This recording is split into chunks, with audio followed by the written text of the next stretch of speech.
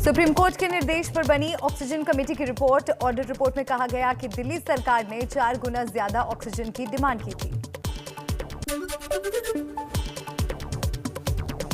Oxygen audit report में कहा गया कि दिल्ली को 289 मीट्रिक टन ऑक्सीजन की जरूरत थी, लेकिन 1140 मीट्रिक टन की डिमांड दिल्ली सरकार ने की। 30 जून तक सुप्रीम कोर्ट में रिपोर्ट सौंप सकती है ऑडिट कमेटी।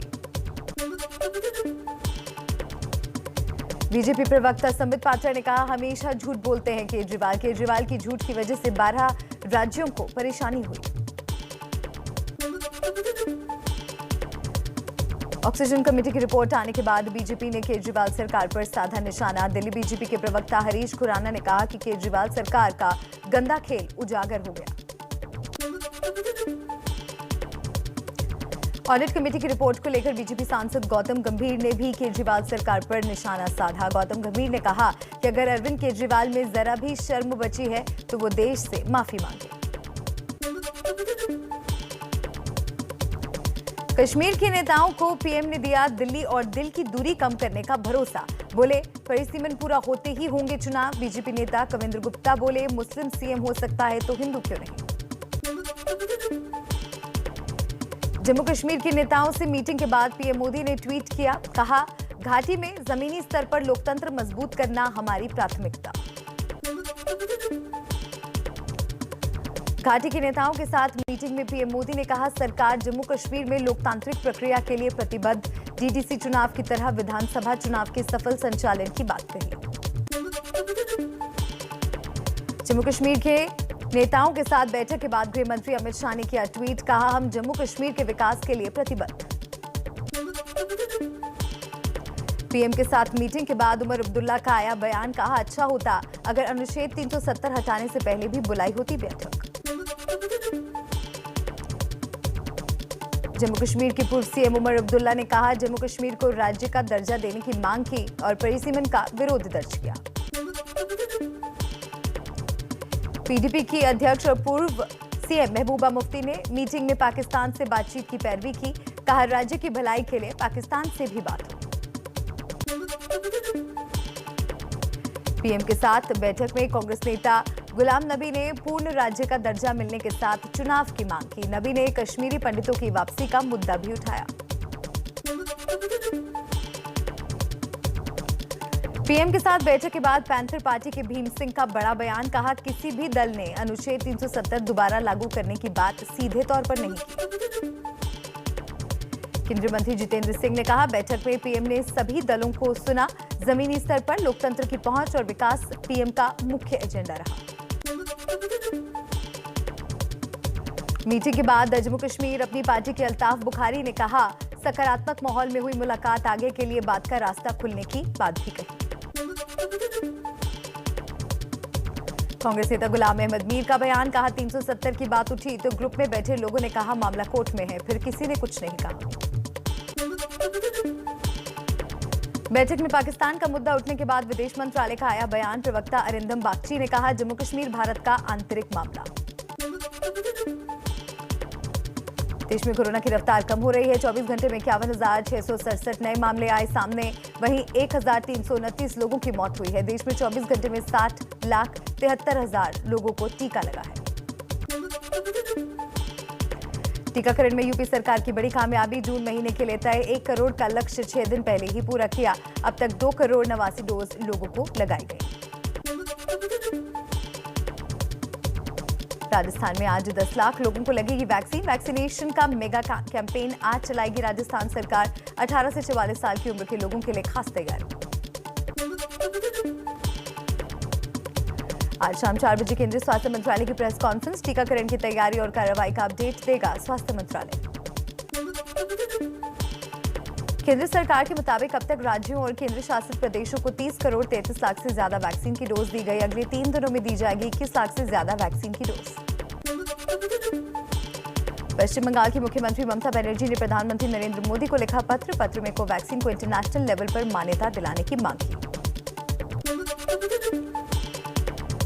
देश में पहली बार 2 साल 8 महीने की बच्ची को लगी कोरोना की वैक्सीन। कानपुर के प्रखर हॉस्पिटल में हुआ कोवैक्सीन का ट्रायल।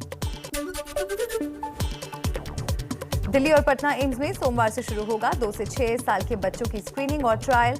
बच्चों के ट्रायल को 3 आयु वर्ग में बांटा गया है। फाइजर और एस्ट्राजेनेका की सिंगल डोज 60% प्रभावी। ब्रिटेन की यूनिवर्सिटी कॉलेज लंदन के लैंसेट इन्फेक्शन डिजीज में प्रकाशन। मुंबई में 2000 से ज्यादा लोग फर्जी टीकाकरण के शिकार। महाराष्ट्र सरकार ने बॉम्बे हाईकोर्ट को दी सूचना। मुंबई में अब तक इस मामले में 7 एफआईआर दर्ज। भोपाल में नेताजी का जन्मदिन मनाने पर वैक्सीनेशन सेंटर 2 घंटे पहले किया गया बंद। बीजेपी नेता और पूर्व मंत्री उमाशंकर गुप्ता का था जन्मदिन। रतलाम के कलेक्टर के आदेश। सरकारी अधिकारी और कर्मचारियों को वैक्सीन नहीं लगाने पर नहीं मिलेगी सैलरी। साथ वैक्सीनेशन का सर्टिफिकेट दिखाने पर ही मिलेगी शादी के लिए अनुमति। दिल्ली में पिछले 24 घंटे में कोरोना के 109 नए मामले आए सामने। 8 लोगों की मौत, 0.14% हुई संक्रमण दर। मुंबई में 789 नए केस, 10 लोगों की जान गई। उत्तराखंड के मुख्यमंत्री तीरथ सिंह रावत ने तीसरी लहर की तैयारियों पर बुलाई बैठक। बैठक में कहा, सीएम हाउस भी कोविड के लिए तैयार करने जा रहा हूं। जर्मनी की चांसलर एंजेला मर्केल ने डेल्टा वेरिएंट को लेकर चेतावनी दी। कहा, कोरोना के डेल्टा स्वरूप की वजह से कोरोना के खिलाफ लड़ाई में यूरोप में खतरा बरकरार।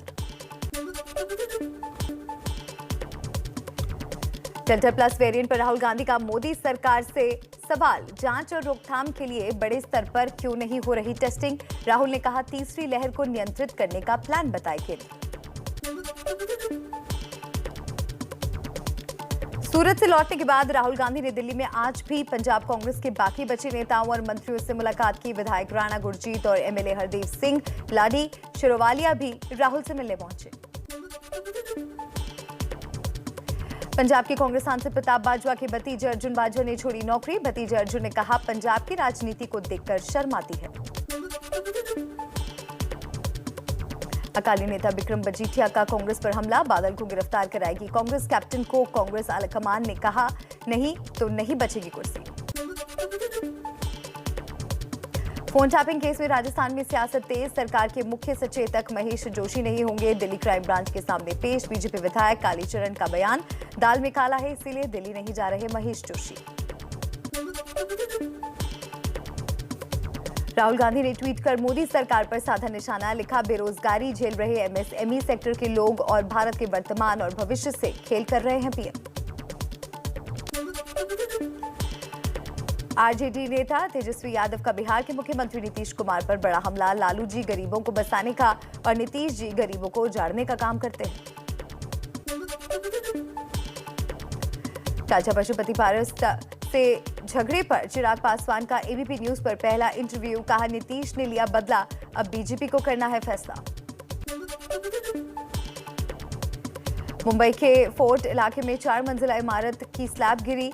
34 लोगों का रेस्क्यू किया गया। बिल्डिंग को कराया गया खाली। सुबह 7:30 बजे हुआ हादसा। महाराष्ट्र में स्थानीय निकाय चुनाव में ओबीसी आरक्षण रद्द किए जाने के खिलाफ कल बीजेपी पूरे महाराष्ट्र में चक्का जाम करेगी। महाराष्ट्र में स्थानीय निकायों में आरक्षण कुल सीटों के 50% से अधिक नहीं हो सकता। महाराष्ट्र के पूर्व गृह मंत्री अनिल देशमुख की मुश्किलें बढ़ी। ईडी ने देशमुख के नागपुर वाले घर पर छापा मारा। मनी लॉन्ड्रिंग के आरोप में दर्ज किया था case. Underworld don Dawood Ibrahim के भाई इकबाल कास्कर को एनसीबी ने ठाणे जेल से अपनी कस्टडी में लिया। मेडिकल के बाद कास्कर को एनसीबी के ऑफिस पूछताछ के लिए ले जाया जाएगा। ड्रग्स मामले में एनसीबी ने कास्कर को गिरफ्तार किया है। केंद्रीय शिक्षा मंत्री रमेश पोखरियाल निशंक आज सोशल मीडिया के जरिए छात्रों से शाम 4 बजे करेंगे संवाद। 10वीं और 12वीं बोर्ड परीक्षा के संबंध में छात्रों के सवालों का देंगे जवाब। सुप्रीम कोर्ट ने सभी राज्य शिक्षा बोर्ड को 31 जुलाई तक 12वीं का रिजल्ट घोषित करने को कहा। 10 दिन में तय करना होगा नंबर देने का फॉर्मूला। ओडिशा बोर्ड 10वीं कक्षा के परिणाम आज करेगा घोषित। इसके साथ साथ Odisha state open school certificate और माध्यमिक एग्जाम के नतीजों का भी होगा ऐलान। नितिन गडकरी के हिमाचल दौरे के दौरान थप्पड़ और लात मारने वाले पुलिस वालों को सस्पेंड किया गया। हिमाचल के डीजीपी ने एसपी गौरव सिंह और सीएम सिक्योरिटी में तैनात बलवंत सिंह को सस्पेंड किया। 5 दिन के दौरे पर गए गडकरी ने कहा कि 7 घंटे में पहुंचेंगे दिल्ली से कुल्लू। आने वाले 2 साल में प्रोजेक्ट को पूरा करने की करेंगे कोशिश। केंद्रीय मंत्री नितिन गडकरी ने रोहतांग में अटल टनल का किया दौरा। इस दौरान उनके साथ मुख्यमंत्री जयराम ठाकुर भी मौजूद रहे।